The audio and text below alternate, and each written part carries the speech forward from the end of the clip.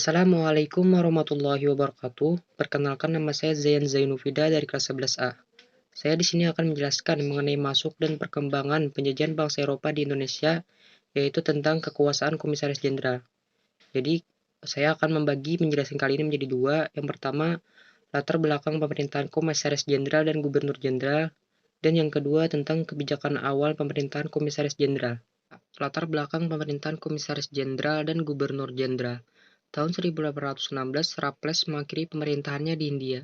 Pemerintah Inggris sebenarnya telah menunjuk John Vanda untuk menggantikan Raffles, tetapi pada tahun 1814 sudah diadakan Konvensi London. Salah satu isi Konvensi London adalah Inggris harus mengembalikan tanah jajahan di Hindia kepada Belanda. Setelah kembali ke tangan Belanda, tanah Hindia diperintah oleh badan baru yang diberi nama Komisaris Jenderal.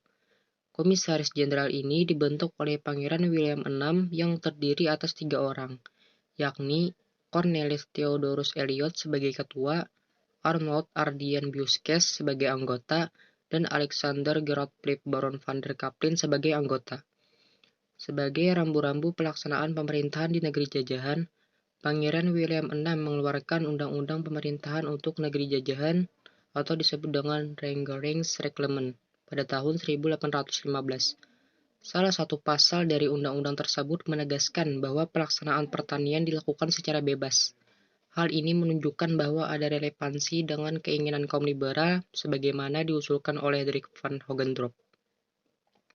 Akhirnya, pada tanggal 22 Desember 1918, pemerintahan memberlakukan undang-undang yang menegaskan bahwa penguasa tertinggi di tanah jajahan adalah Gubernur Jenderal.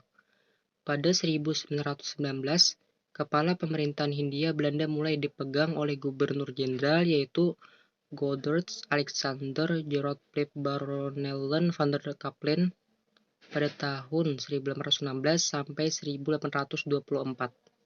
B. Kebijakan awal pemerintahan Komisaris Jenderal. Saat menjalankan pemerintahannya, Komisaris Jenderal melakukan langkah-langkah sebagai berikut.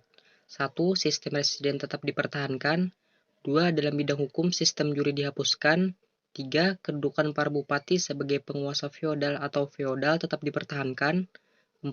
Desa sebagai satu kesatuan unit tetap dipertahankan dan para penguasanya dimanfaatkan untuk pelaksanaan pemungutan pajak dan hasil bumi. 5.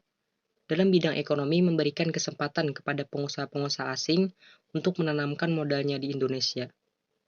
Tetapi saat Hindia Belanda dipimpin Gubernur Jenderal Godard Alexander Gerard Philipp Baronellen van der Capellen 1816 sampai 1824, terjadi beberapa perubahan.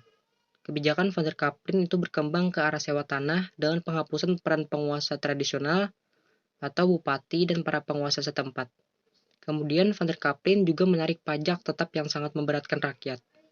Timbul banyak protes dan mendorong terjadinya perlawanan. Kemudian ia dipanggil pulang dan digantikan oleh Dobus Gesegnes.